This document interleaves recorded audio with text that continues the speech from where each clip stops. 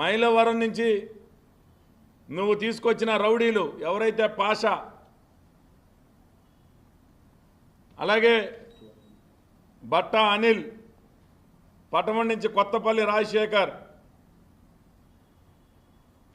గోగినేని ధనశేఖర్, నారగాని అశ్విన్, ఇంకా చాలామంది రౌడీలు, చాలామంది అనుచరులు పోలింగ్ స్టేషన్కి 200 మీటర్ల దూరంలో పర్మిషన్ లేని ఏ వ్యక్తిని అనుమతించకూడదు. అలాంటి నిబంధనలు ఉన్న సమయంలో పోలీసు వ్యవస్థ, పెనమలూరు, ముఖ్యంగా పెనమలూరు పోలీస్ స్టేషన్లో ఉన్న సిబ్బంది కానీ, సిఐ కానీ మొత్తం కూడా విఫలమయ్యారు.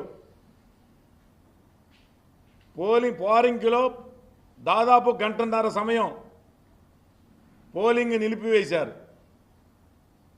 పోలింగ్లో తెలుగుదేశం పార్టీ బోడే ప్రసాద్కి వన్ సైడ్ ఎలక్షన్, కంచుకోట, తెలుగుదేశం పార్టీ కంచుకోట.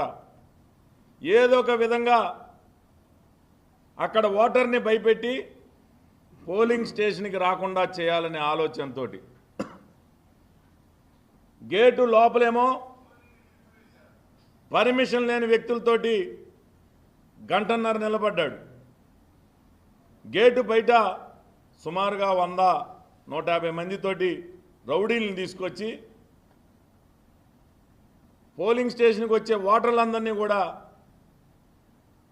భయపడే విధంగా దాడులు చేయడం. నేను ఒకటే చెప్తా ఉన్నా, పోరంకిలో నా వెంట్రుకు కూడా పీకలేవు నువ్వు. నిన్న కార్యకర్తల సమావేశం పెట్టి ఏదో గొప్పగా చెప్తున్నాడు, పోరంకినంట స్వాధీనపరుచుకున్నాడంట. ఇవేమీ రాజులు కాదు, సామ్రాజ్యాలు కాదు, నీ తరం కాదు కదా, నీ అబ్బ తరం కూడా కాదు. పోరంకి ఓటర్లని ఒక గంట సేపు నువ్వు రాళ్ల దాడితోనో ఓటర్లని ఆపగలిగావేమో కానీ నా వైపు ఉన్న ఓటర్లని ఎవరిని కూడా నువ్వు ఏమీ తిప్పుకోలేకపోయావు. మహా అయితే ఒక 500-600 ఓట్లు చెడగట్టగలిగావేమో కానీ నేను ఒకటే చెప్తా ఉన్నా, నువ్వు అనర్హుడివి. రేపు జూన్ 4వ తేదీ నాడు ప్రజలు నీ మీద అనర్హత వేటైపోతా ఉన్నారు. భారీ ఎత్తున ఓటమి చెందబోతా ఉన్నావు. ఎవరైతే నీ అండ చూసుకొని పోరంకిలో అవ్వచ్చు, కానూరులో అవ్వచ్చు, మైలవరం అవ్వచ్చు, పెడన అవ్వచ్చు, అలాగే పోలీసు సిబ్బంది అవ్వచ్చు, గంటన్నర సేపు 150 మందిని 200 మీటర్ల దూరంలో ఉండాల్సిన సంబంధం లేని వ్యక్తుల్ని గేటుని బయట నిలబెట్టగలిగావంటే అది పోలీసు అండ చూసుకొని. నేను ఒకటే చెప్తా ఉన్నా, రేపు జూన్ 9వ తారీఖు చంద్రబాబు నాయుడు గారు ప్రమాణ స్వీకారం చేయబోతా ఉన్నారు. ఎవరైతే వాళ్ళకి సహకరించిన పోలీసు అధికారులు ఉన్నారో, ఎంతటి వారైనా సరే, ఏ సిబ్బంది అయినా సరే, వాళ్ళ మీద చర్యలు తీసుకుంటాం. మేమేమో 200 మీటర్ల అవతల, వాళ్ళేమో గేటు ముందు. అంత దాడులు జరుగుతూ ఉంటే మా మీద 3 కేసులు పెట్టారు.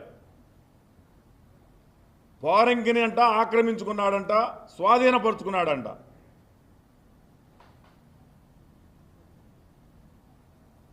రేపు ఎన్నికల ఫలితాల తర్వాత మళ్ళీ ఇక్కడ అడ్రస్ ఉండవు, ప్యాకప్ చేసుకుంటావు. నువ్వు వలస పక్షివి.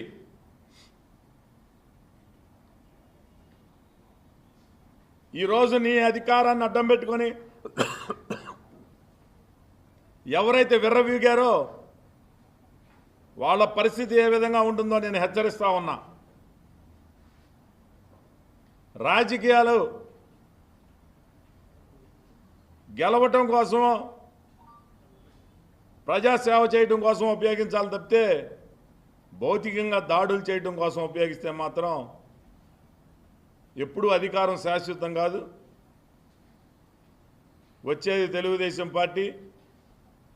తప్పకుండా ఎవరైతే నీ అనుచరులు ఉన్నారో, నిన్ను చూసి పెట్టరేగిపోయినా వాళ్ళందరికీ వడ్డీతో సహా చెల్లిస్తాం. నా మీద 3 కేసులు పెట్టినప్పుడు జోగి రమేష్ అనే వ్యక్తి ప్రత్యక్షంగా అక్కడ అల్లల్లో పాల్గొన్నప్పుడు అతని మీద ఒక కేసైనా పెట్టారా? వాళ్ళ కొడుకులు, వాళ్ళ బామ్మర్దులు, వాళ్ళ అల్లుళ్ళు అసలు మైలవరంలో